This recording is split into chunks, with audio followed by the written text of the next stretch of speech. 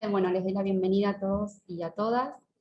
Me presento, yo soy Sara Peisajovic, soy crítica de arte, egresada de la Universidad Nacional de las Artes.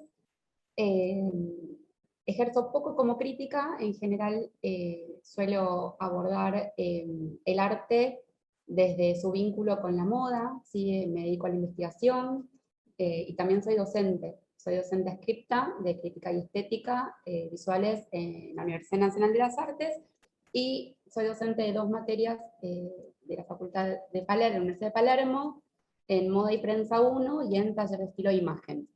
Un poco el recorrido que yo propongo por la materia de moda y prensa dio lugar a esta charla, ¿sí? Donde justamente hoy nos convoca la comunicación de moda y el arte. Como el arte, una vez más, identifico que aparece, ¿sí? En esta comunicación de moda, cada vez como más concreto, ¿sí? Así que es un poco el recorrido que les propongo para ver hoy y para charlar. Entiendo que las preguntas las pueden ir haciendo en el chat y una vez que terminamos las ponemos en común. Así que bueno, yo voy a empezar a compartir.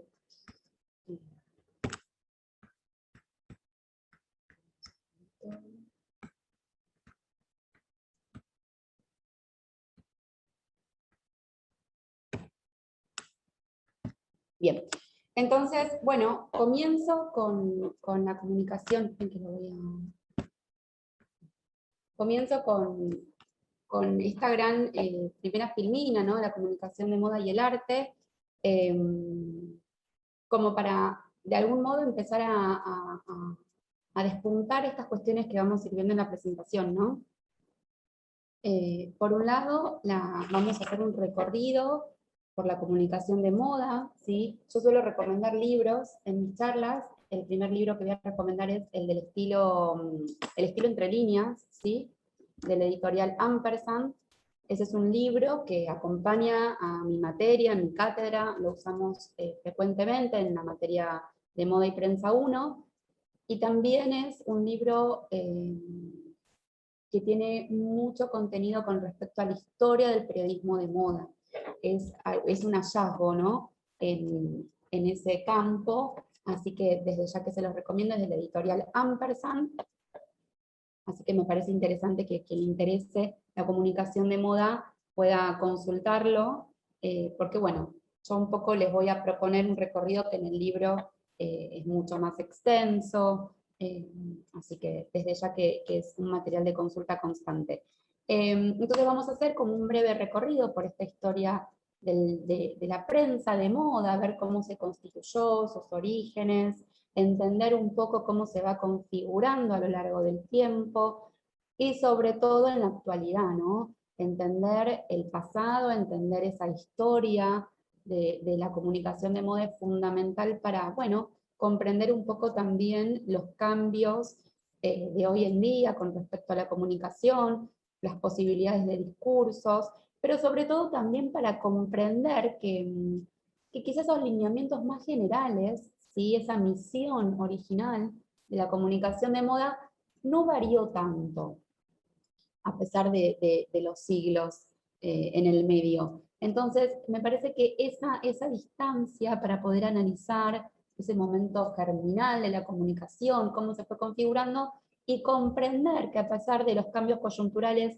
y el devenir histórico, bueno, hay, hay lineamientos, o mismo esa misión se mantiene, ¿no? Hasta en la actualidad.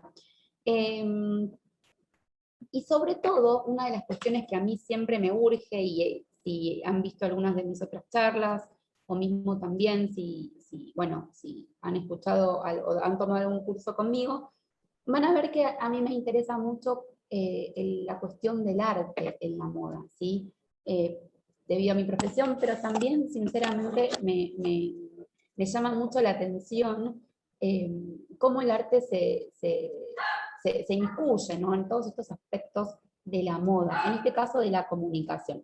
Así que eso también es lo que vamos a ver hoy, y voy a empezar, vamos a hacer, como les comenté, un recorrido por estos orígenes de la comunicación de moda. Vamos a ver que el germen de la prensa de moda ya se dio en el siglo XVII en Francia. Nuevamente Francia es epicentro de la indumentaria, de la moda, de esta concepción más moderna, ¿no?, del sistema de la moda. Si uno analiza la palabra moda, bueno, las acepciones son muy concretas, ¿no? Sin embargo, cuando hablamos de moda, sobre todo mi retomar el concepto de moda está relacionado con la moda como sistema, ¿sí? Esto se produce recién en la modernidad. Yo lo dejo en claro en otras charlas, pero bueno, por las dudas, vale la pena mencionar esto, ¿no? Cuando yo me refiero a la moda, esto de Francia como el epicentro de la moda, bueno, entendemos la moda consolidada como sistema recién en la modernidad, pero bueno, muchos de sus inicios, ¿sí? O de lo que permitió incubar, se fue produciendo antes de esa modernidad del siglo XX.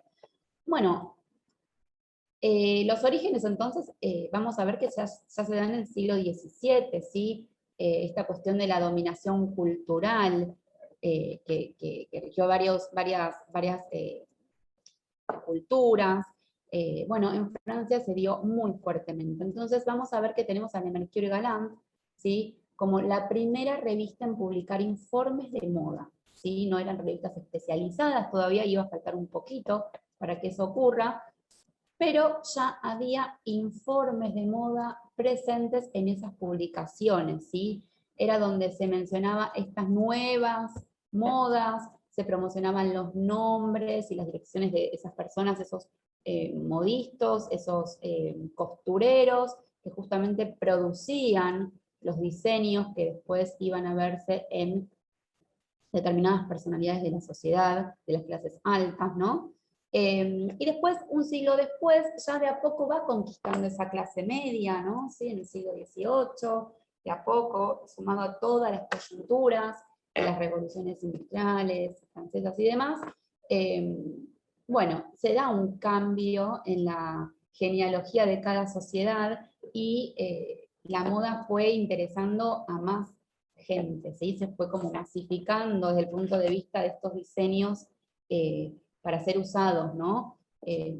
Por gran parte de la sociedad, incluso la vestimenta se volvió estandarte en muchos aspectos bélicos, entonces bueno, es interesante también como ir entendiendo cómo se configura ese siglo XVIII, ¿sí? Y bueno, y es en ese contexto donde se crea Le Cabinet de Mode, que es otra revista, que ya estamos hablando de una revista más de moda, y en el siglo XIX, bueno, ya la moda francesa había conquistado ese mundo occidental, ¿no? Pensemos que el siglo XIX tuvo a diseñadores como Charles Frederick Worth, ¿sí? Un diseñador que fue encargado en algún punto de consolidar ese sistema de la moda a partir de determinados gestos, ¿sí?, que él fue realizando, gestos como por ejemplo firmar las prendas, ¿sí? Y por otro lado, que constantemente en analogía con las artes visuales, esta cuestión de escindirse la categoría de diseñador, dejando de lado este calificativo o este título de costurero o de modisto, ¿sí? El gesto de asumirse como diseñador en relación con el genio artístico, no estamos hablando de un diseñador como un genio artístico, así por lo menos se concebía Worth, y ese fue el legado que él permitió, ¿no?, que se vaya como reformulando hasta en la actualidad. Esta figura del diseñador que tenemos hoy en día y que sin duda se generó, se afianzó en el siglo XX, bueno, fue incubado por este diseñador Worth, ¿sí? El gesto de firmar las prendas, de la etiqueta, ¿sí?, fue una creación suya, al igual que esta acción de asumirse como diseñador, como otra categoría, ¿no? Y por otro lado también otra de las acciones significativas que tuvo este diseñador, que realizó este diseñador, fue la creación de las primeras presentaciones de moda, ¿sí? En la actualidad entendemos el calendario de moda, lo conocemos, todos los que tenemos algún tipo de acercamiento al discurso de la moda, al sistema, entendemos lo que es el calendario de la moda, su influencia, y cómo orbita en algún punto todas las demás prácticas vestimentarias. Entonces, bueno, en ese sentido, no es dato menor que las primeras presentaciones de moda hayan sido creadas por este mismo diseñador, ¿no? Digo, es en ese siglo, es en el siglo XIX, entonces es por eso que también Francia se erige como ese lugar, como ese epicentro, ¿no? Mejor dicho, del diseño y de la moda. Bien. Bueno, entonces, sin duda la comunicación de moda también iba a ser algo pionero en Francia. Y justamente otra de las menciones de esta presentación, entendiendo a la moda como un medio para dominar la cultura europea, los grabados de moda aparecen como un recurso para fortalecer una parte esencial de la difusión, y circulación de esa industria. Los grabados aparecían en las publicaciones especializadas en moda. Y eso es como el comienzo antes de la fotografía, ¿sí? Estas descripciones de moda. Bueno, el Roland Barthes también, que él escribió El sistema de la moda, hace mucho hincapié en este lenguaje de la moda desde lo visual, desde la fotografía, incluso hasta de las revistas. Entonces digo, no es tampoco un dato menor que en ese momento aparezcan los primeros grabados, que era la posibilidad material concreta que tenía ese momento como para visibilizar esos diseños, ¿no? Para hacerlos circular. Después, bueno, hubo un recorrido y después aparecían las fotografías, ¿no? Luego otro tipo de fotografía, digo, bueno, hay como un recorrido muy concreto de los vínculos entre moda y arte, así que bueno, es interesante ahondar un poco más en el tema, pero bueno, yo ya lo he hecho en otros momentos, y en este momento me quiero como centrar en esto de la comunicación. Sin embargo, lo nombro, ¿no? Lo necesito nombrar para que estemos todos como al tanto de esas cuestiones. Esta es la etapa de la Mercure Galán, como les comenté, que era estas primeras, otra forma de comunicar moda, ¿no? Acá hay una pequeña leyenda que dice: bajo la forma de cartas dirigidas a las lectoras femeninas, se proponía entretener, entre comillas, así como también informar a quienes estaban, según la Mercure, interesadas en la moda, ¿no? De a poco, esta cuestión de ir digitando el uso de determinadas prendas, en determinadas colecciones, en determinadas ocasiones, determinados géneros. Bueno, esta bajada de línea que hoy en día la percibimos, digo, estoy diciendo una obviedad, bueno, se dio desde su mismo principio, ¿no? Y acá vemos un grabado de Le Cabinet, ¿sí? Que justamente decía que Le Cabinet funcionaba como intermediaria entre la industria y los consumidores, como catálogo de compras, ¿sí? Y como guía, como consejera para sus lectoras, forjándose como árbitro en relación al gusto, ni más ni menos, ¿sí? Cuando hablamos de bajada de línea hablamos justamente de esto. Y esto es, me hace acordar, justo yo estoy dando un curso de arte y moda, y en la clase del martes, justo estábamos hablando sobre un poco la comunicación, en realidad estábamos hablando sobre las tapas de revista, que ahora lo vamos a ver brevemente, y una de las alumnas me comentaba de una revista que se llama Catalog, yo no sé si ustedes la conocen, yo la consumí mucho tiempo después, se dejó de realizar, pero bueno, qué casualidad que en el siglo XXI también sale una revista llamada Catalog, ¿no? Que era una revista fantástica, era casi un libro, era una edición deliciosa, donde cada temporada sacaban las tendencias del momento, incluyendo a marcas muy reconocidas, pero también incipientes marcas del diseño, ¿no? Todo ese sector del diseño de autor, que a veces cuesta tanto llevar a cabo, pero bueno, por supuesto que descuidar que existen muchísimas marcas de diseño más chicas que las comerciales que podemos encontrar en los shoppings es una falta atroz. Entonces es importante que en esa publicación, bueno, se incluya un montón de marcas.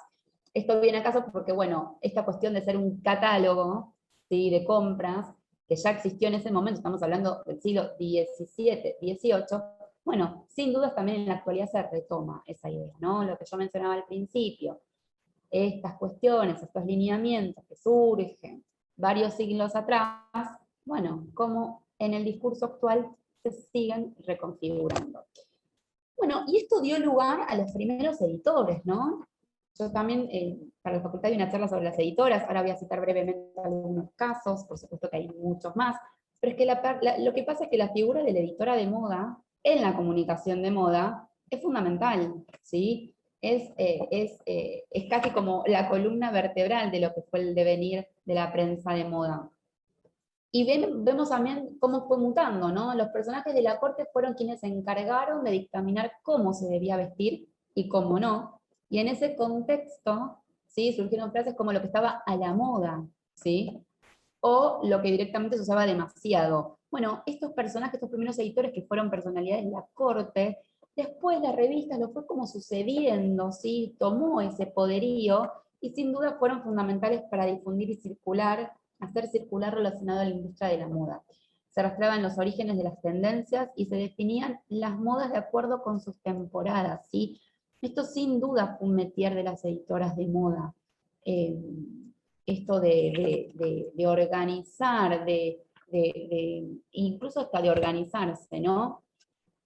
El surgimiento de las editoras mujeres, ¿sí? Se da en Estados Unidos. Cuando hablo de editoras mujeres, hablo, por ejemplo, de Diana Vreeland, hablo anteriormente de Carmen Snow, hablo en la actualidad de una Anna Wintour, o en su momento de Franca Sozzani, ¿sí? O bueno, hoy en día también tenemos otra forma de criticar la moda desde el punto de vista de la crítica formal, ¿no? No peyorativamente hablando, de Susie Menkes, lo fue Isabella Blow, digo, hay muchas personalidades con respecto a las editoras que, como venimos charlando, son fundantes, ¿no? Y fundamentales también. Entonces, el surgimiento es en Estados Unidos, ¿sí? Bueno, Estados Unidos a finales del siglo XX, del siglo XIX, perdón, se vuelve como testigo de esta potente expansión de las publicaciones de moda, ¿sí? Imagínense el siglo XX, explotan las publicaciones de moda, y Estados Unidos sin duda va a ser un referente. Esta función de educar al ojo, de moldear el gusto, de bajar línea con respecto a lo que debía usarse o no, ¿sí? Era instalado justamente por estos representantes, por estas editoras, que marcaban el pulso de las tendencias. Mientras que voy contando esto, está bueno también como preguntarse si hoy en día hay tanta diferencia, ¿no? Si hoy en día no un poco ese discurso se mantiene, respetando estos lineamientos tan generales, ¿no? Esta misión tan originaria. Bueno, tanto Vogue como Harper's Bazaar fueron como pioneras y además continúan hoy en día, digo, ese trayecto de más de un siglo es fundamental y muy significativo. Y llegamos al siglo XX en la comunicación de moda, ¿no? Llegamos al siglo XX, es una década donde, por ejemplo, en la década del 20 el periodismo de moda se afianza, ¿sí? En Estados Unidos, se vuelve más organizado, se crea el Fashion Group de Nueva York, con Carmen Snow como una de sus participantes. Esto es fundamental porque estas editoras se organizan de modo de poder cubrir todas las presentaciones de moda, de modo de poder establecer formalmente este calendario de moda, de asegurarse un lugar en cada parte del continente europeo y también de Norteamérica, ¿no? Justamente para poder cubrir qué es lo que estaba pasando y, fieles a su misión, contárselo a todas sus lectoras, ¿no? Ese es un poco como el rol. Por eso también se forma esta necesidad de crear el Fashion Group. Los desfiles de moda entonces beneficiaron esa consolidación del perfil de periodista de moda, ya que eran esos personajes quienes decodificaban las muestras y las compartían con las consumidoras. Esta es una cita en la revista de Harper's Bazaar del 37, donde decía, vimos, elegimos y seleccionamos, bueno, esta traducción es muy literal, pero lo más de la alta costura francesa, digo, eso también es lo que estaba pasando, ¿no? En ese momento, eso es lo que se buscaba, eso es lo que era pedido. Hay varios documentales, ahora cuando empecemos a ver las editoras les voy a ir mencionando uno por uno, pero bueno, es interesante también esto, ¿no? Ver cómo ellas custodiaban la experiencia, ese capital cultural de cada publicación de moda. Vamos a ver que las editoras le bajan una impronta muy particular, a las ediciones que ellas visitan, ¿no? De las cuales forman parte. No es lo mismo cada revista de moda, más allá de que su universo y su especialización sea la moda en sí. Bueno, por algo hay tantas posibilidades y por algo uno a veces elige un medio y no otro, una publicación y no otra.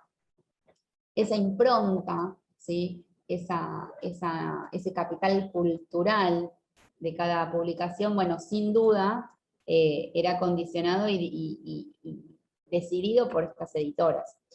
Entonces, bueno, se fueron convirtiendo en un sello propio, ¿no? Ellas tematizaban sobre los contenidos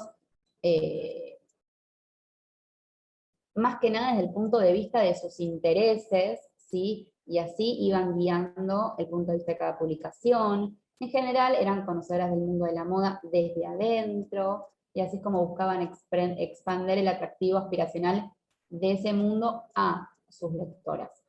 Elizabeth Penrose para Glamour en el 49 dijo, no nos interesan las cosas complicadas, pero creemos que la vestimenta debe ser la adecuada para ti y para el momento, el lugar y la ocasión, digo, y nosotros te vamos a decir qué es lo adecuado. Bueno, es interesante también percibir esa cuestión de bajada de línea, ¿no? El periodismo de moda luego de la Segunda Guerra Mundial se caracterizó por una mayor autoridad, por una función crítica, fue la era dorada del periodismo, se comienza a concebir el periodismo de moda como una profesión seria, goza de gran reconocimiento y reputación, las editoras firman sus artículos, no solamente informan de desfiles y comentan sobre las tendencias, ¿sí? Hay una cuestión más crítica, más de correrse del típico lugar de expectación para ofrecerle a su lector algo más valioso, ¿sí? De lo que ellos pueden percibir al visualizar la última colección, una vidriera y demás. Esa creo que es un poco la intención de la crítica, ¿no? Ofrecer algo más al lector, poner en valor determinados discursos. Su ascenso se debe en gran medida al poder y prestigio que tenían las editoras de moda de Harper's Bazaar y de Vogue, y sus vidas causaban sensación, ¿no? Producían fascinación. Hay una película, Funny Face,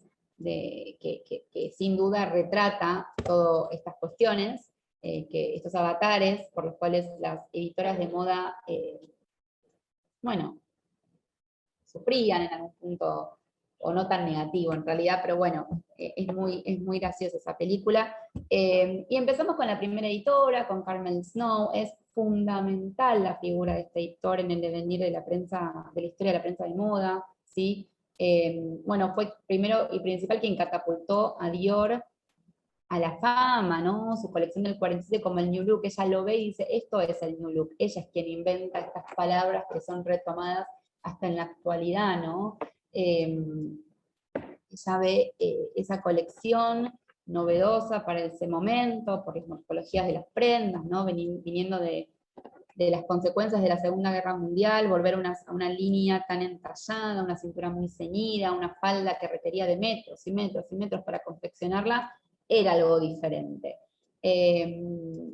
Al mismo tiempo, sin saberlo, logró que la crítica de moda llegara a las primeras planas de los periódicos, exactamente, la realidad, bueno, y así es como instalaba la crítica de moda como oficio reconocido más allá de las publicaciones femeninas. Esto es así, gracias a esta colección de Dior y gracias al revuelo que se produjo en gran medida por estas editoras, la noticia del New Look de Christian Dior llegó a las primeras planas en los diarios, ¿sí? Entonces ya es como que eso también influenció en la consolidación de lo que ya venía sucediendo.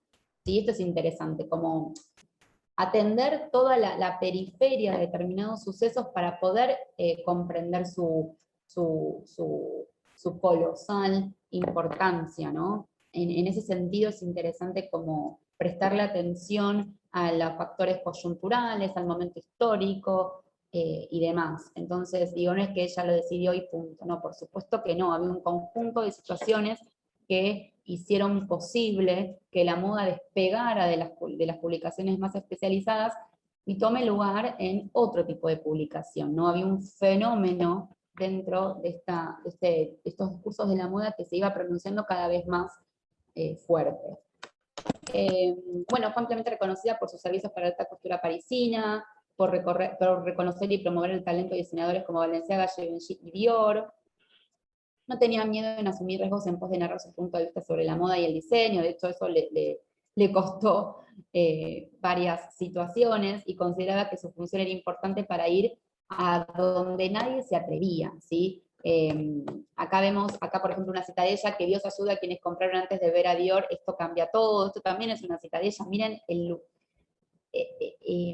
lo potente de este mensaje, ¿no? En un momento donde, no sé qué tanto dista de hoy en día, las tendencias se consumían a partir de las publicaciones de moda. Bueno, así se consolida la importancia de la prensa de moda para la difusión y circulación de las tendencias. Y otro dato interesante, antes de pasar a Brillant, de esta editora, y sobre todo como en relación al arte, ella fue quien contrata al fotógrafo y al artista visual, ¿no? Que en realidad ella es artista visual, Man Ray, ¿sí? No sé si lo conocen. Man Ray se inscribió, sus trabajos se inscribieron en las corrientes, por ejemplo, del dadaísmo y el surrealismo, ¿sí? Estamos hablando de las primeras vanguardias artísticas, en el periodo de entreguerras. Bueno, ella, en realidad Man Ray comienza trabajando como fotógrafo de moda, retratando las creaciones de Paul Poiret, ¿sí? Este diseñador también significativo en la historia de la moda a principios del siglo XX, también con mucha relación con lo artístico. Y bueno, ella cuando ve su trabajo, lo conoce a Man Ray, lo invita a seguir trabajando para Harper's Bazaar, y su carrera como fotógrafo de moda continúa en esa revista, ¿sí? Hay muchísimas fotografías de Man Ray que podemos ver retratando a diseñadores del momento, y sobre todo en tapas de revistas, ¿sí? Bueno, y llegamos a Brillant, ¿sí? Que de hecho, como dice acá, fue Snow, ¿sí? La editora anterior, quien después de conocerla en unas fiestas, toda vestida excéntricamente, le propuso el puesto de editor en Harper's Bazaar, y ahí es donde desde el 36 escribió una columna que se llama Why Don't You, donde dejaba en claro su espíritu, ¿sí? Para quienes no la conocen, hay un documental de Diana Brillant que se llama The Eye Has to Travel, que es muy, muy bello, y además, bueno, uno se adentra a esta figura que es, además de excéntrica, es digna de contemplación. Y bueno, sin duda fue otro referente en lo que es las editoras de moda, ¿sí? Su estilo era un estilo elegante, rupturista, muy diferente al tradicional para ese entonces. Bueno, acá algunos rasgos más destacables son el color negro de su pelo, siempre una base muy blanca, los labios en rojo. Y por supuesto, a lo que a mí me interesa, pero me parece que habla más de ella, es esta conexión con el arte y con muchos diseñadores, ¿no? Bueno, Beatriz haber sido una casa talentos y demás, pero bueno, ella también fue fundamental, no solamente para permitir todo este devenir más conceptual de la moda, que hoy en día es como más moneda corriente, pero en su momento fue todo un gesto rupturista, sino también su vínculo concreto con el arte, ¿no? Acá vemos uno de los ejemplos. Esta es una fotografía de Yves Saint Laurent en la muestra que ella organizó. Ella comienza con la oficialización del rol de curadora de moda, ¿no? La curaduría de moda surge con ella, así fuertemente a nivel más popular, si se quiere. Con ellas que se dio el inicio de las exposiciones show, sus muestras rompieron el molde y anticiparon la popularización del fenómeno de la moda en el museo. Impuso un patrón de teatro y drama en cada una de sus muestras. Si bien se le acusó de comercialismo, marketing y de publicidad para los diseñadores, también de inexactitud histórica, que seguramente es verdad. Hay un texto en el libro de Valerie Steele, donde Valerie Steele justamente relata toda esta cuestión alrededor de esta muestra de Yves Saint Laurent, que fue incluso la primera muestra retrospectiva de un diseñador vivo, ¿sí? En ese momento era atípico. Bueno, Diana Brillant lo hace igual, y bueno, se le acusó de todo esto, que seguramente es verdad, digo, no tiene sentido negarlo. Me parece que centrarnos solamente en esa cuestión es como no querer aceptar todo lo valioso de esta editora, ¿no? De este personaje tan fundamental en la moda. Alexander Lieberman dirá, ella fue la editora más talentosa del momento porque logró dejar grabada una época en la cabeza de las lectoras, digo, ni más ni menos, ¿no? Enfocarnos en lo negativo a veces justamente lo que no permite es visualizar todo ese potencial que hoy en día se sigue reformulando, ¿no? Acá vemos más imágenes de esta muestra, esta curaduría de moda, prestemos atención a los maniquíes, esta pose, esta actuación, esta narración, ese relato que dista bastante de algunas muestras de moda más tradicionales. Bueno, acá Grace Coddington va a decir con respecto a ella como esta periodista, esta cuestión, esta presencia periodística de Cielo en los desfiles, era como si el mar se partiera en dos cuando se entraba a algún lugar, ¿no? Eso era Brillant, eso es lo que generaba, y eso es un poco el legado que luego fue retomado por otras editoras, ¿no? Bueno, acá vemos una de sus producciones, esta producción la realizan afuera, digo, se van a China, 3 modelos, Verushka, que es esta modelo, montan toda un relato artístico, fotográfico alrededor de una historia que quiere contar. Esto es lo que estaba pasando en Harper's Bazaar del momento, ¿no? Comandado por Brillant. Y bueno, y si bien, como les mencioné antes, hay muchas más editoras, yo creo que no las estoy, ahí está.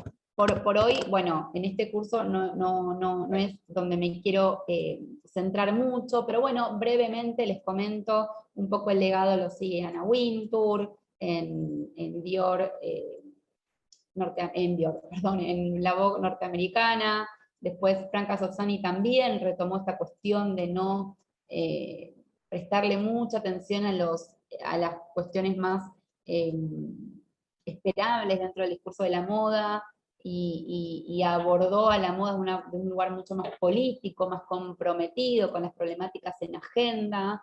La Vogue Italia se caracterizó por ser una Vogue política desde el punto de vista no partidario justamente, sino de pronunciamiento, ¿no? Con respecto a las cuestiones que están mal en la moda y que deberían de por lo menos debatirse. Después tenemos a Susi Menkes, que en realidad Susi Menkes me recuerda mucho más el trabajo de crítica periodística, ¿sí? Nosotros a nivel nacional, si queremos buscar algunas personalidades que de algún modo retomen esta cuestión, para mí es indudable el caso de Victoria Lescano. Yo no sé si ustedes la conocen, a Victoria Lescano, imagino que sí. Victoria Lescano es una periodista nacional, argentina, sobre todo crítica de moda, más allá de que tiene muchos libros en su haber, y prontamente la editorial Ampersand sacará otro libro de ella. Es una verdadera crítica de moda, ¿no? Leer sus críticas para el diario Página 2 en su momento, y en Infobae hace poco también, y bueno, en cada oportunidad que ella pudo escribir al respecto, me parece, bueno, muchísimas gacetillas de diseñadores, de desfiles, digo, es un placer leer a Victoria Lescano a nivel nacional, ¿no? Y yo siempre lo pongo como en sintonía con Susi Menkes porque es ese lugar, es esa periodista, esa de crítica que tiene mucha relación con los diseñadores, que conoce el medio, conoce el campo de la moda, y que a su vez tiene una visión muy específica y marcada con respecto a lo crítico de la moda. Crítico no desde el punto de lo negativo, sino de esta visión más afilada, diferente, de la que puede tener el público común. Entonces es interesante leer también estas reseñas escritas por Victoria Lescano, que para mí es como el exponente nacional con respecto a las editoras de moda, ¿no? Y bueno, y ahora nos vamos a centrar en estas 2 revistas. ¿Y por qué lo hago? Bueno, básicamente porque me parece que es interesante ir como abordando el próximo tema dentro del arte de la comunicación de moda, que es el arte visual en las tapas de revistas, ¿no? Es una investigación que el texto salió hace muy poquito, en la publicación 127 del cuaderno de la Universidad de Palermo, ¿sí? De los cuadernos de investigación en comunicación, así que por supuesto que los invito a que lo chusmeen, pero bueno, es el próximo tema a tratar, y justamente esa investigación Es una investigación que yo comencé hace mucho tiempo, después, bueno, fue mutando, y se consolida un poco en este texto. Es una investigación que habla sobre las tapas de Vogue y Harper Bazaar del periodo de entreguerra. ¿Sí? Justo antes lo mencioné con el fotógrafo Man Ray, mencioné ese momento de la historia del siglo XX, donde las primeras vanguardias artísticas aparecen para cambiar el antes y el después del siglo, ¿no? El arte en ese momento inundaba todos los recovecos de la vida, eh, económica, política, social, cultural, todo. Entonces, bueno, la moda por supuesto que no se quedaría por fuera. Y la comunicación de moda tampoco, ¿no? Claro está. Entonces, bueno, hago una breve presentación sobre estas dos revistas, una es Harper Bazaar, que se crea en el 67, en 1867, comenzó siendo una publicación semanal, luego se volvió mensual. Esto es algo muy habitual en estas publicaciones que comenzaron hace mucho tiempo. Bueno, su tamaño varió, su publicación, su precio, digo, hay cuestiones que fueron como modificándose, ¿no? De hecho, el nombre de Bazaar antes tenía una sola A al principio, después logró llevar dos. Estaba dirigida a las mujeres de clase media, y si bien contenía temas, bueno, jardinería, arte, ciencia y noticias, la sociedad en general, la moda y la literatura eran como los principales segmentos, ¿no? Incluía moldes para confeccionar prendas, primero empezaron con los grabados, después con los moldes, por supuesto después las fotografías, ¿no? Y sin duda lo que también traía era como mucha información sobre la moda de París, ¿sí? Lo que acontecía en ese momento. Y después está Vogue, que se funda años después, ya sea a finales del siglo XIX, por un habitante de Nueva York, ¿sí? Donde justamente él lo que quería era reflejar ese lado ceremonial de la vida, más de las clases bien altas, con un marcado espíritu eurocentrista, ninguna novedad para el momento, ni para hoy en día tampoco parece. Y bueno, estaban divididas, esto también es interesante, con distintas secciones, ¿no? Hoy en día también cada revista la consumamos en medio digital o en medio papel, o en soporte papel, tiene secciones, ¿no? Bueno, visto en las tiendas, cómo lo ve él, ya ocurría esto a principios del siglo, a finales del siglo XIX y principios del siglo XX. Bueno, y sus tapas fueron ilustradas por reconocidos artistas del momento, y a partir del 1900 fueron a color, y bueno, Condé Monrose Nast, compra en ese momento la revista, y después, bueno, es como un camino, hoy en día Condé Nast es este monopolio en la comunicación de moda muy poderoso, ¿no? Y ahora sí llegamos al arte visual en las tapas de revista. Bueno, les comentaba que esto fue producto de una investigación, ¿sí? Yo justamente lo que me parecía, cómo empiezo a investigar, es que, bueno, yo a priori percibía rasgos estilísticos, condiciones de producción artísticas en el diseño de estas tapas de revista, ¿no? Entonces es interesante básicamente primero concebir este fenómeno de la tapa de revista como desde el punto de vista de la noción de dispositivo, ¿sí? Como capaz de generar el contacto entre los individuos y las múltiples figuraciones del sentido, ¿no? Esta tapa donde es un vínculo entre el lector y el contenido de la revista, donde sabemos que vamos a encontrar en el interior. Bueno, estas tapas del periodo de entreguerras, ¿sí? Entre la Primera y la Segunda Guerra Mundial, son diferentes. Son diferentes. Acá, por ejemplo, vemos una de las tapas, ¿sí?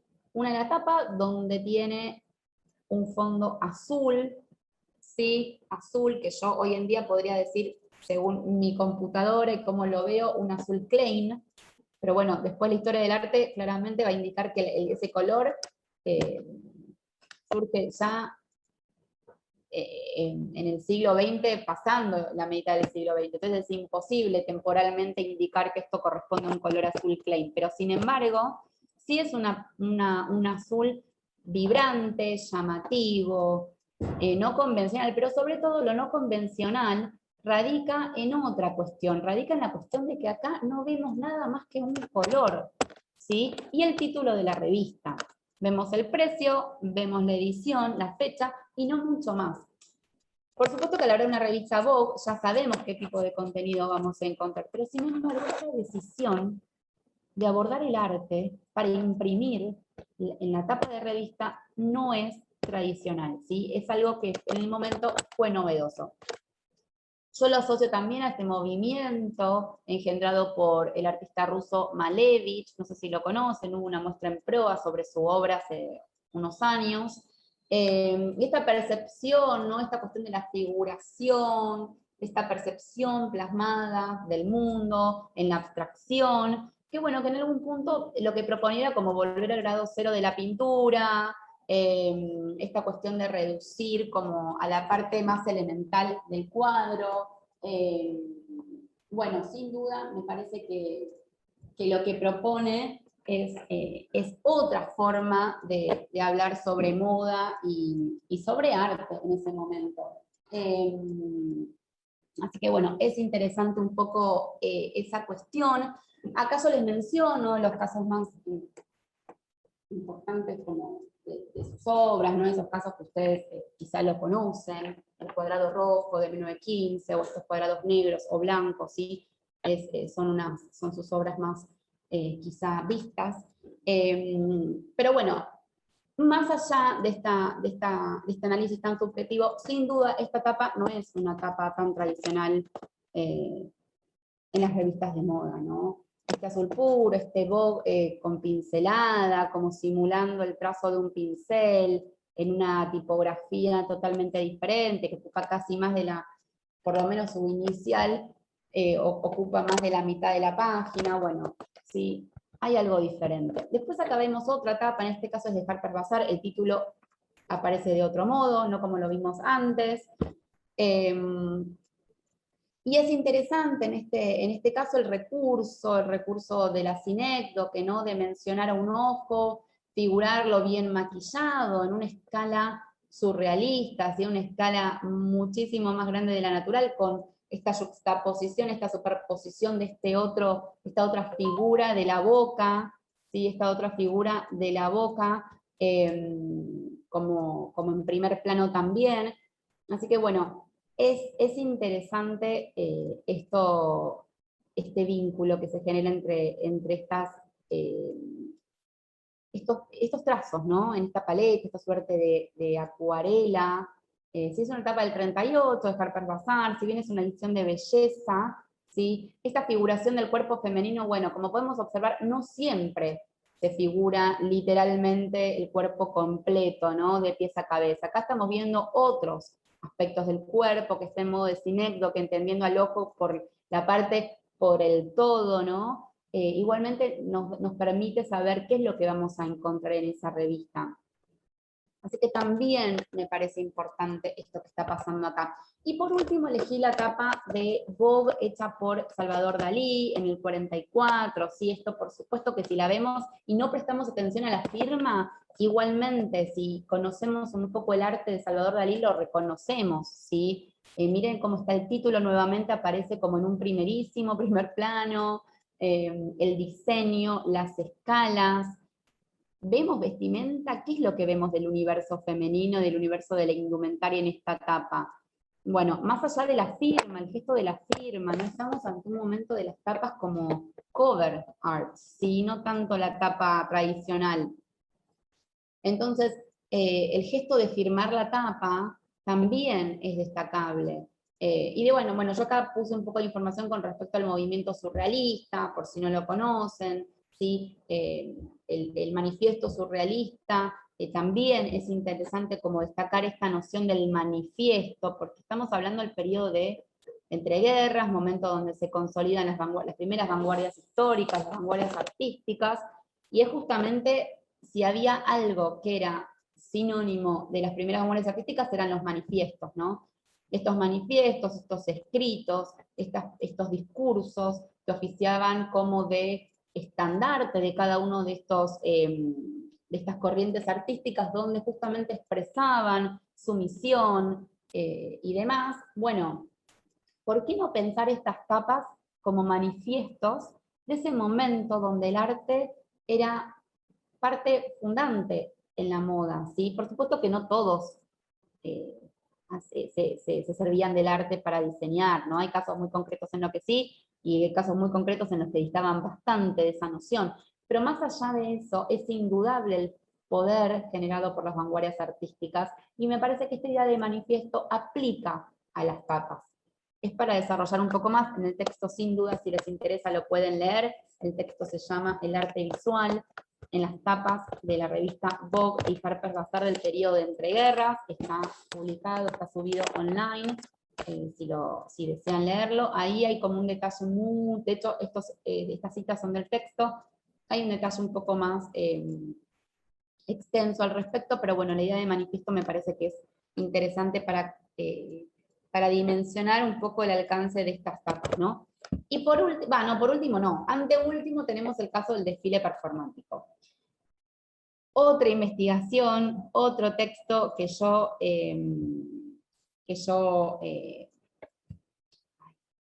investigué, ¿sí? Otro caso que yo investigué sobre el desfile performático. Bueno, la realidad es que lo que pasa con el desfile es muy interesante. Es un poco también, bueno, sin ir más lejos, también está el texto, hay un texto que yo escribí sobre el desfile performático que se publicó en el cuaderno número 100, ¿sí? de la Universidad de Palermo, El laberinto, La moda en su laberinto. La edición 1 es la del desfile performático y la 2 es la de la tapa de revista. Y ahí también van a ver un poco esto planteado sobre el desfile performático. Cuando hablo del desfile performático, bueno, básicamente lo que percibo es justamente un momento histórico donde el desfile deja de ser tradicional para abordar la moda desde su condición de producción, ¿sí? Eso es un poco como la tesis. Bueno, eso también lo que logró fue, bueno, hubo que realizar una periodización del desfile de moda, ¿sí? Desde su inicio, su origen, hasta la actualidad. Hoy en la actualidad ya estamos ante un cuarto estadio del desfile, el desfile performático sería el estadio 3, ¿sí? Falta un poco para eso, pero bueno, es interesante. Yo acá lo que pueden ver son imágenes que de algún modo constituyen esta historia del desfile, ¿sí?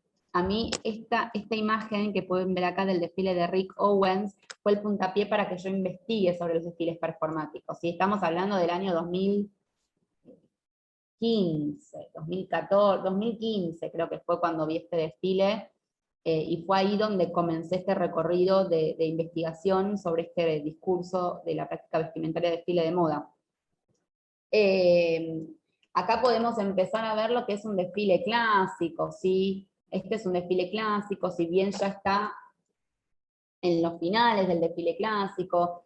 Yo decidí periodizar estos desfiles en 4 momentos. El primer momento es el desfile clásico, justamente ¿por qué? Porque, bueno, lo que pueden ver acá es, bueno, yo digo que llega al final porque vemos, si vemos la silueta, vemos que es una silueta con una cintura muy marcada, una falda más amplia, entendemos que es un desfile de Dior, ¿sí? Donde hay mucha gente alrededor, pero mucha menos gente que en un desfile como este, ¿no? El desfile tradicional.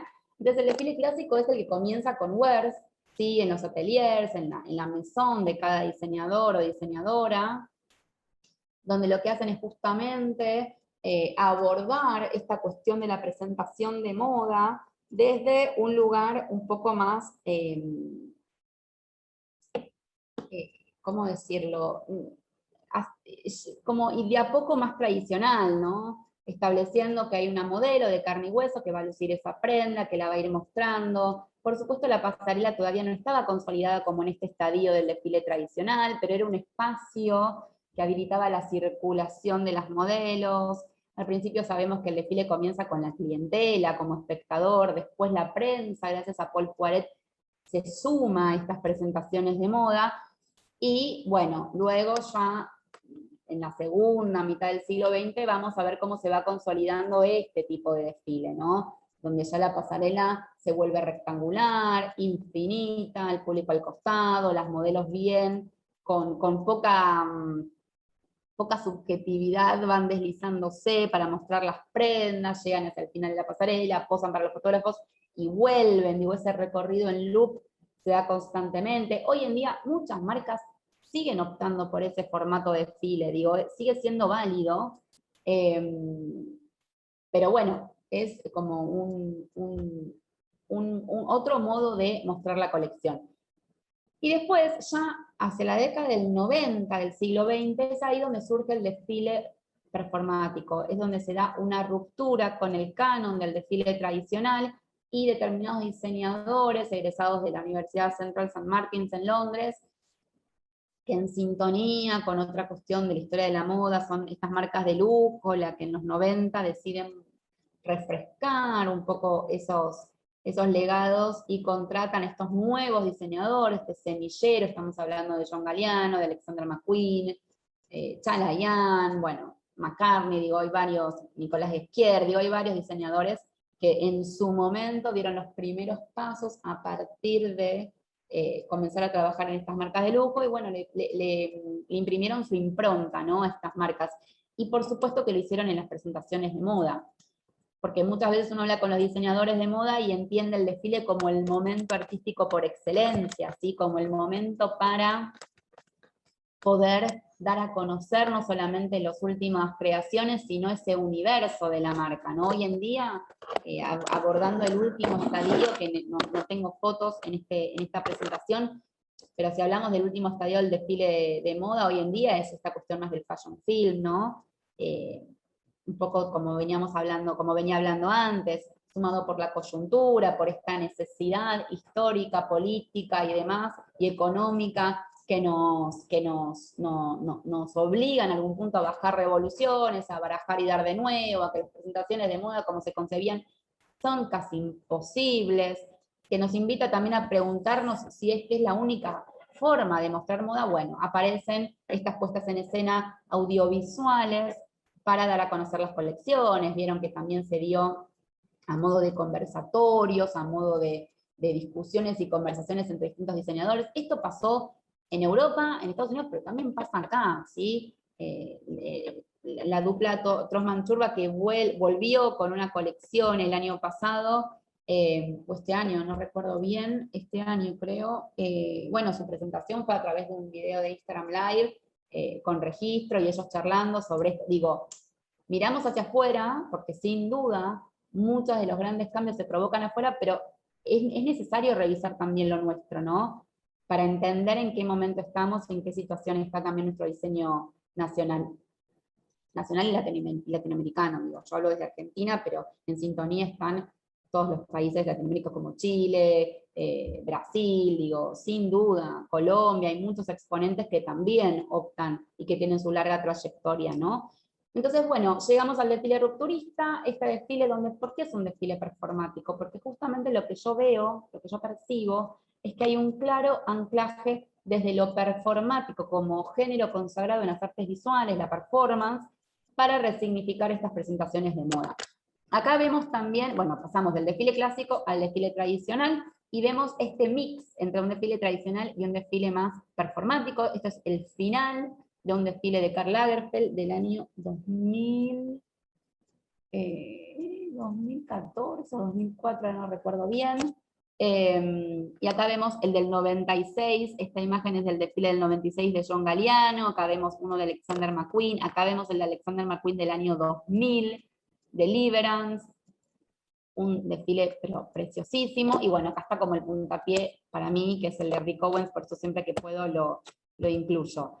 Y bueno, ¿a qué hablo cuando hablo de desfile performático? ¿A qué me refiero? Hablo justamente que determinados componentes dentro del desfile de moda que se ven trastocados, ¿sí? La figuración de los cuerpos se ve trastocada, las prendas y accesorios se ven trastocados, el lugar del público también, la escenografía, y todo eso, la locación, y todo eso genera como un efecto sorpresa propio de lo performático, que sin duda va a provocar una nueva expectación en el público, un nuevo modo de contemplar moda. Cuando hablamos del desfile performático, hablamos de algunas cuestiones muy generales con la performance, ¿sí? Yo acá no especifiqué lo de la performance, pero la performance es un género consagrado en las artes visuales. La historia de las artes visuales la va a ubicar en la década del 60. Por supuesto que hay antecedentes de lo performático, sin duda, sobre todo durante el periodo de las vanguardias con el dadaísmo, pero igualmente se consolida ya en la década del 60, ¿sí? Y algunas de las características más significativas de esta performance es que justamente el objeto, ¿sí? La obra de arte está subordinada al concepto. Ya se deja de contemplar una escultura o un cuadro colgado en la pared para justamente ser parte de la acción, ¿sí? Por otro lado, esto habilita la experimentación del tiempo y el espacio en un propio cuerpo, ¿sí? Son estos cuerpos performers los que realizan esta acción. Y por último, por otro lado, también lo que se busca es como generar nuevas sensaciones en el espectador, hay un corrimiento hacia quebrar un poco los límites, hacia trascender lo estipulado, lo naturalizado, lo tradicional, en pos de generar nuevos espacios, ¿no? Antes de ir al Fashion Film, yo les voy a mostrar ahora, voy a compartir un video sobre justamente los desfiles que yo estudié, espero que lo puedan ver, es sin sonido, ¿sí? Así que yo más que nada voy a hablar ahí está, sobre el desfile. Lo importante es que vean las imágenes. Este es el desfile de Alexander McQueen, de Deliverance, del año 2004. ¿Sí? Es un desfile donde vemos un salón de baile, es una transposición, ¿sí? La transposición desde lo artístico entendido como este cambio de soporte de una obra, ¿no? Suele pasar con el libro que pasa a la película, y se hace la película de ese libro, de esa novela. Bueno, acá pasó lo mismo. Primero fue, esperen que voy a poner stop un segundito, así acá justo termina el primer acto, o mejor vuelvo a poner entrada. Esto fue, primero fue una novela de Horace McCoy, ¿sí? They Shoot Horses, Don't They, después se hizo la película de Sidney Pollack, y después hizo el desfile Alexander McQueen, ¿sí? Lo que hace es recrear la temática de la novela, que es justamente que en plena depresión norteamericana, ¿sí? En 1930, bueno, el momento coyuntural económico era devastador, entonces una pareja decide sortear decide anotarse en una competencia de baile de 48 horas de duración, y ahí sortear, bueno, todos estos problemas coyunturales, ¿no? Entonces, bueno, acá lo que vemos es justamente en el primer acto, este desfile está dividido en 3 actos, vemos en el primer acto cómo están las modelos bailando, simulando, el lugar de emplazamiento es un salón de baile en París, y cómo están con sus partenaires, ¿sí? Acá los vemos. No son solamente las modelos, son las modelos con sus partenaires. Y después, en el segundo acto, vemos que es una pasarela construida por la iluminación, que simula este perímetro de carrera. ¿Y qué vemos acá? Vemos los modelos corriendo, ¿sí? También de vuelta con sus partenaires. Digo, las prendas figuran, están al revés, en que en una colección comienza con los vestidos más formales hasta el final. Bueno, acá se dio al revés. Pero además de eso, en ningún momento vemos a las modelos desfilando de forma erguida, en línea recta hacia adelante. No, están actuando, están bailando, están, como esta es la parte del tercer acto, están agotados por el final de la competencia, se muestran estos cuerpos casi como reptando por todo el espacio. Así que me parece un desfile muy significativo para investigar y para retratar, y por supuesto que estamos hablando de un diseñador como Alexander McQueen, donde el vínculo con el arte es concreto. Miren cómo salen a saludar, simulando una puesta teatral de la mano, ¿sí? La verdad que es muy, muy interesante este desfile, además de bello y de rupturista, ¿no? Es por eso que es forma parte del corpus de mi investigación. Y después va a venir el desfile que le sigue, que es el desfile de Hussein Chalayan. Miren cómo saludan acá, por si queda alguna duda. Este es el desfile de Hussein Chalayan del año 2000. Voy a hacer un stop acá para que podamos ver este lugar de emplazamiento. Es un teatro, es todo blanco. Acá vemos a las modelos que van a comenzar a hacer la segunda performance. Este desfile tuvo 3 performances. Y lo que podemos ver es acá en este lugar, es como esta suerte de ventana, ¿sí? Esta suerte de ventana, que en realidad lo que se percibía era 4 coristas cantando, entonando canciones turcas en un coro turco. Después vemos el mobiliario, ¿sí? Acá vemos el mobiliario, vemos como las modelos hacia el final del desfile se acercan hacia este lugar, y justamente, bueno, yo voy a describir lo que pueden ver, pero desarman ese mobiliario, toman las tapicerías de esos silloncitos y se los ponen, ¿sí? Los portan, se visten con esto. La realidad es que este es un desfile conceptual. Si hablamos de tipologías, el anterior podría haber sido además de artístico teatral. Este es un desfile conceptual, convengamos que Hussein Chalayan es un diseñador conceptual desde sus inicios en lo referido a su diseño, pero sobre todo en lo conceptual desde el punto de vista de, bueno, de su forma de contar este desfile, ¿no? Sobre todo eso, de contar el desfile. Entonces, él justamente quería transmitir esta idea de, voy a frenar un segundito, transmitir esta idea de la migración, de la necesidad, una historia personal, la necesidad de irse, de dejar una casa, de vaciarla y de ir a otro lugar, y después de hacer ¿cómo decirlo? Otra vida, ¿no? En el mejor de los casos. Entonces, bueno, él lo retrata por medio de este desfile, de esta puesta en escena. Después viene otra performance, yo creo que no lo incorporo en este video, que es uno súper reconocido, que es el de la mesa, ¿sí? Esta modelo que quita la tapa de la mesa ratona, ingresa a esa mesa sin tapa y va subiendo esa tapa como si fuese una suerte de miriñaque de madera, ¿no? Bueno, esa también es la última performance. Y después, por último, olvidé de mencionar la del principio, que es una familia, ¿sí? Es una familia que aparece sentada, ubicada al principio de todo de ese escenario. Recordemos que el lugar de emplazamiento es un teatro, ¿sí? Y el público está contemplando esa puesta en escena, esa acción, esa obra. Y la familia se sienta sin decir nada, mira al público y en un momento se levanta y se va. Digo, ese fue el desfile de Hussein Chalayan para el año 2000, More Than Words se llamó ese desfile. Acá vemos ya casi el final, cómo las modelos terminan de cambiarse. Vemos, bueno, acá ven como una visión un poco más general. Y este desfile, vamos a prestar atención a este gesto, esta acción de algunos modelos.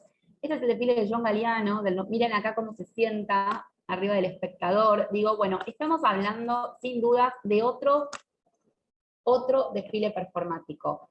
Primero, bueno, John Galliano sin dudas tiene un vínculo con lo artístico muy importante, ¿no? Yo ahora dejo de compartir este video. Y,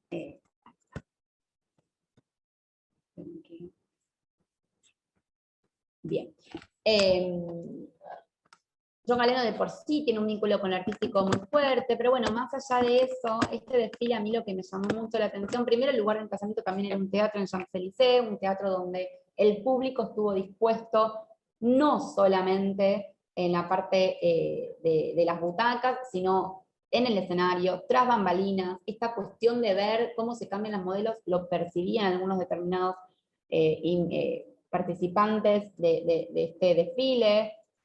Por otro lado, también, lo digo un poco rápido porque nos estamos quedando un poco sin tiempo para lo que viene, pero bueno, no quería dejar de comentarlo. Por otro lado, también, en el texto sin duda está todo mucho más detallado. Por otro lado, también esta cuestión del efecto sorpresa, ¿no? Esta modelo recorriendo, haciendo partícipe al público de la acción, donde dependiendo cómo público se tome la acción, podría cambiar, se podría haber enojado, podría haberse dado otra situación. Bueno, eso es lo performático, ¿no? Ese devenir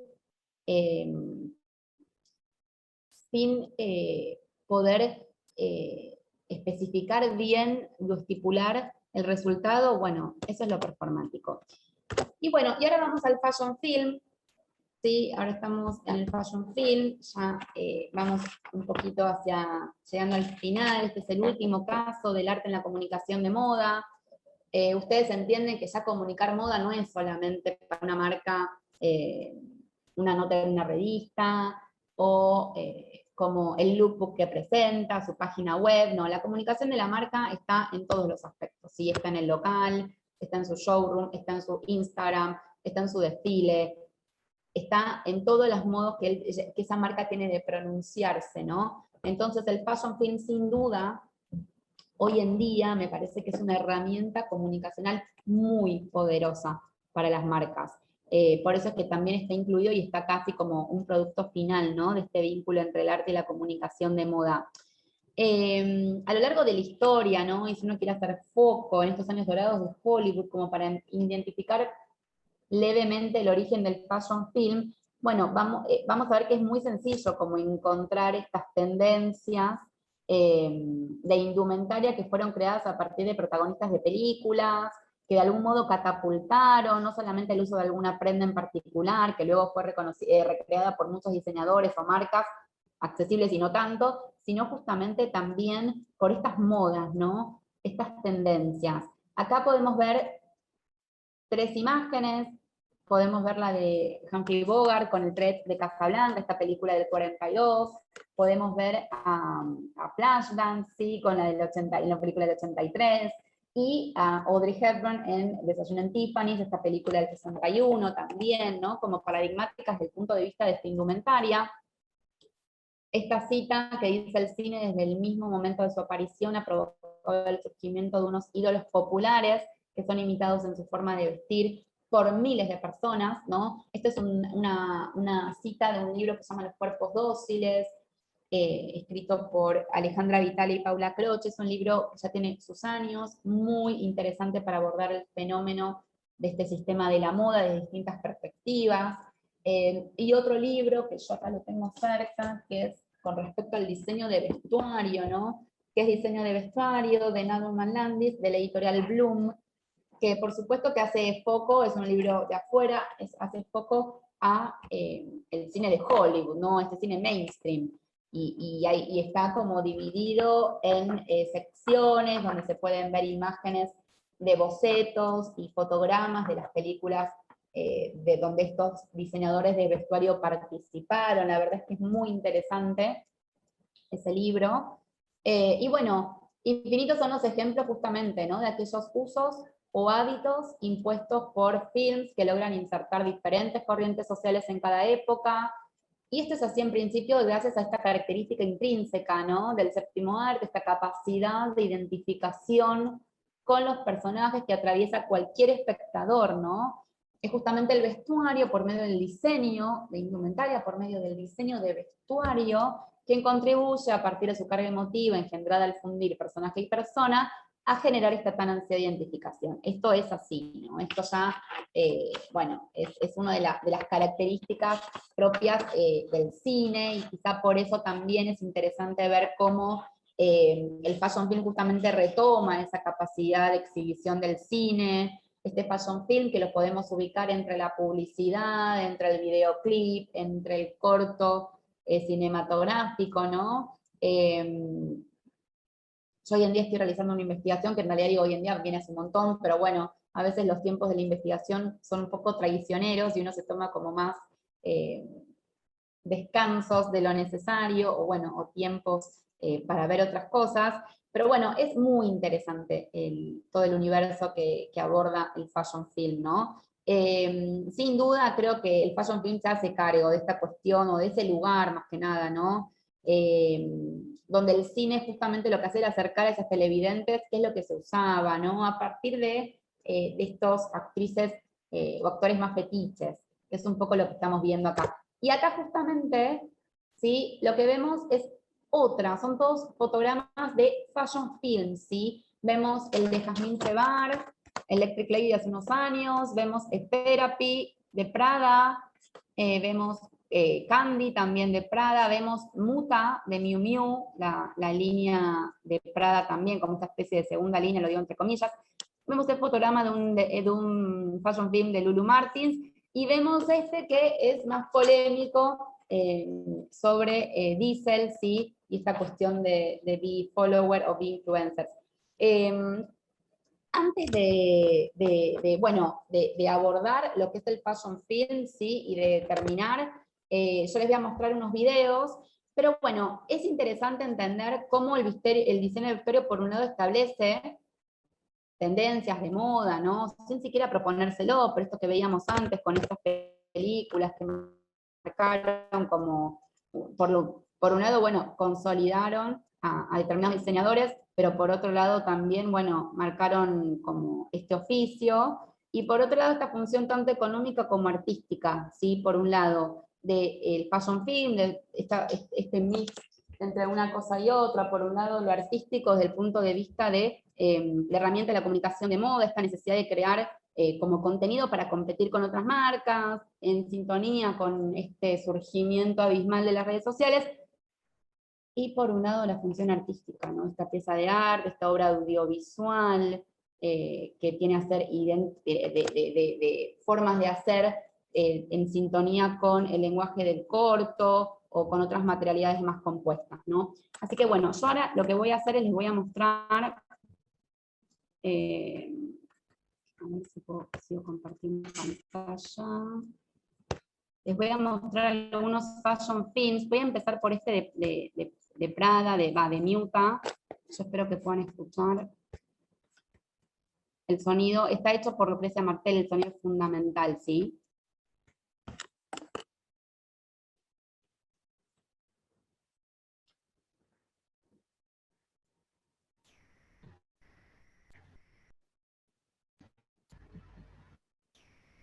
Sara, no se está escuchando el audio. Si querés, cuando pones compartir pantalla, acordate de seleccionar compartir audio. Bueno, a ver, esperen entonces, que voy a poner, así como vos me decís, voy a compartir pantalla. Elijo el de Google entonces directamente. Fíjate que hay una opción que dice compartir el audio también. A ver, si querés probamos. A ver.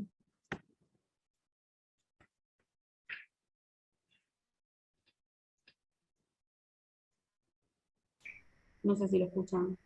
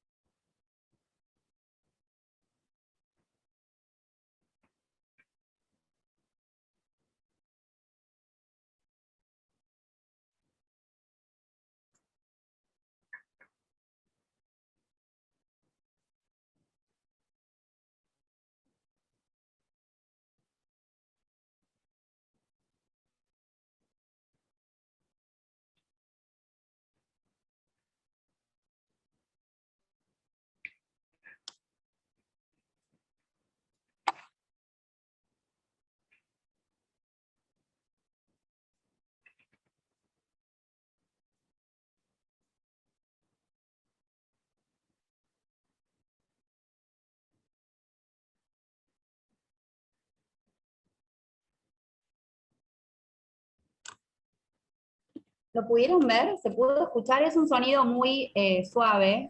Sí, sí, se escucha por suerte.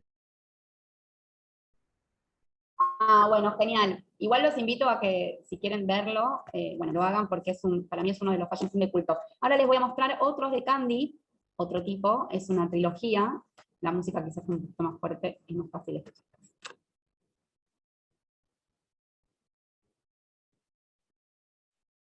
Et comment dit-on banana split en français? Banana split. Ah oui.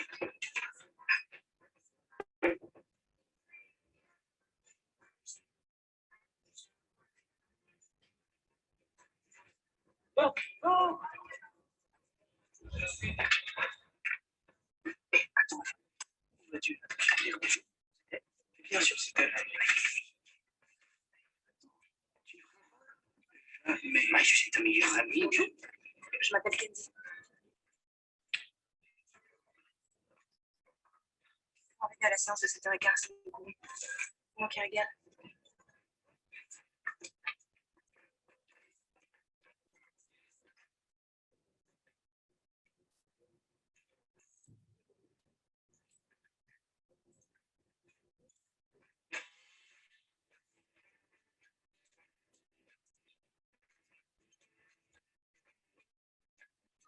Candy, the new fragrance by Prada.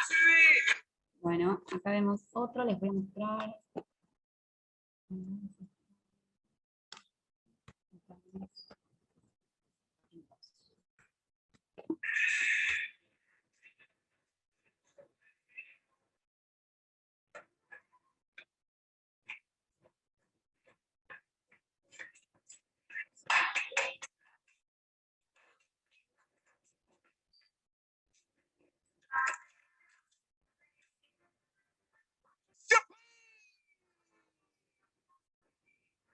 C'est un moment important.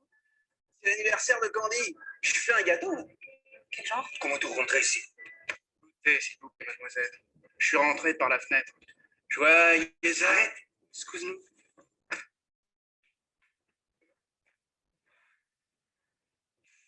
Pas du tout. Mais quoi? Je suis venu vous aider à fêter ça, moi. 5 secondes. 1.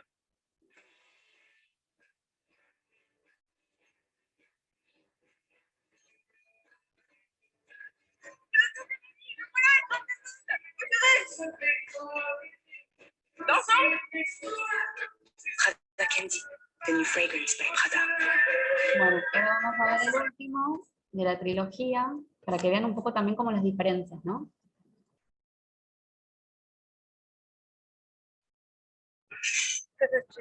Les hommes sont tous des enfants. Peut-être, mais les enfants sont innocents. Julius a l'esprit d'un scientifique, mais il a l'intelligence d'un gorille. Jean, bien sûr, est le rêve de toute jeune fille. Sauf qu'il est le cauchemar pour une femme. Si je ne les avais pas rencontrés à 3 heures l'un de l'autre, je serais simplement amoureuse. Au lieu de ça, j'ai envie de leur réserver un aller simple pour l'Amérique du Sud en 3e classe. Je me demande encore combien de temps pour être heureux tous ensemble. C'est très important.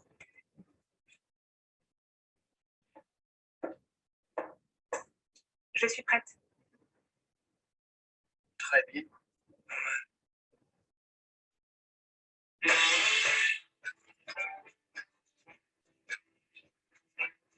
Prada Candy, the new fragrance by Prada. Bueno, y ahora que tengo un poco de tiempo les voy a mostrar otro. Este es de Diesel, ¿sí? El que yo les comentaba. No sé si conocen la marca, supongo que sí. Su creador también tiene una personalidad como muy marcada. De frente.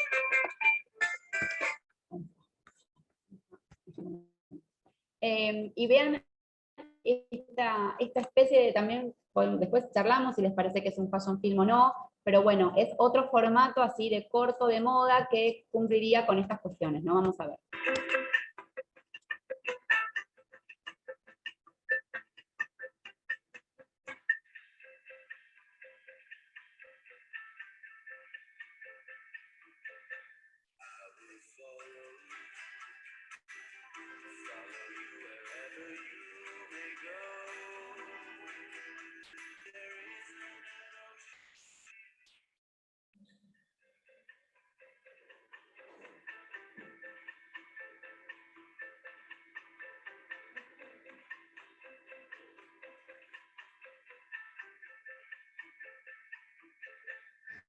will follow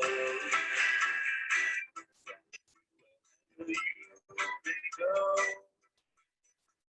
There is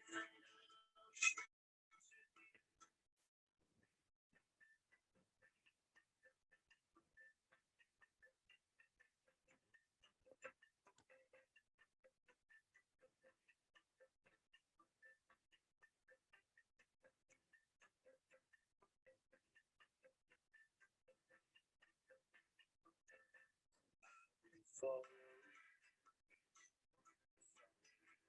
wherever you may go. There is an ocean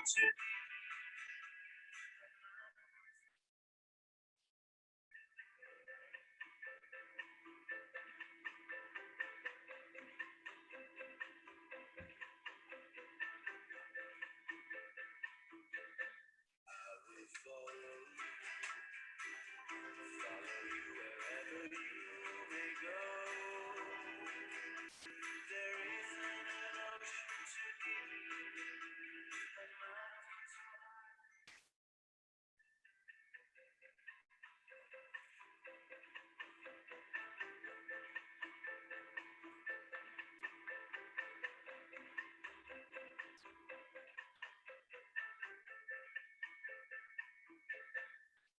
will follow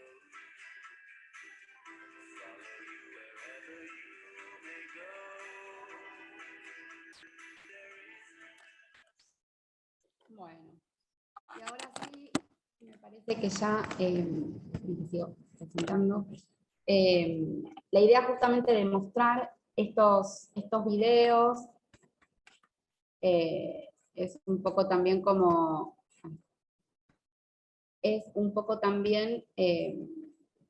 nada, ver que cuando uno habla de fashion film, en realidad el universo es como muy, muy amplio, bajo la consigna de cortos de moda, cada vez se presentan más discursividades y más ejemplos, ¿no? Y después, bueno, uno va a poder como centrarse en lo que más le interese, ¿no? Por eso, es complejo el tema del fashion film. Si uno quiere hablar como de una especie de descripción o una cuestión más como más formal, bueno, vamos a hablar de cortos que combinan clasificaciones que incluyen directrices normativas bien características, en potencia, digo, género artístico, son producciones audiovisuales cinematográficas de no más de 20 minutos, evidencian por medio de la imagen y el sonido conceptos o estéticas propias de diseñadores de indumentaria, o de marcas reconocidas. Todo esto a su vez también es llevado a cabo con la intención de dar a conocer y comercializar una determinada colección, y también con el fin de provocar sentimientos en aquellos espectadores, ¿no? Esta cuestión bien propia del género cinematográfico, para lograr su identificación. A su vez también transmitir emoción y sensaciones varias. Digo, los fashion film de algún modo se apropian, ¿no?, de estos distintos recursos cinematográficos, y en algún punto también es interesante poder como ponerlos en serie, abordarlos desde su misión, sus características más artísticas, y darnos cuenta que, bueno, que en realidad es un género, en potencia o no, muy retomado por las marcas de moda y por los distintos diseñadores. Así que no sé si hay alguna pregunta, no sé si quedó alguna duda, espero que hayan podido ver los videos, que no se haya cortado. La intención justamente de esta presentación era, bueno, nada, compartir con ustedes estos abordajes, ¿no? Acá yo voy a dejar de compartir. Estos abordajes más artísticos dentro de la comunicación de moda, ¿no? Sobre todo para reponer y reparar un poco en este diálogo constante de la moda y el arte. Así que, bueno, si hay alguna consulta, me pueden preguntar. Y si no, recuerden que hay textos que pueden leer en los cuadernos de la universidad, incluso también, bueno, esta charla entiendo que queda grabada, así que también pueden acceder en breve a consultar algún dato que les haya quedado. Bueno, me despido entonces. Muchas gracias por su atención. Cualquier consulta, nos escriben.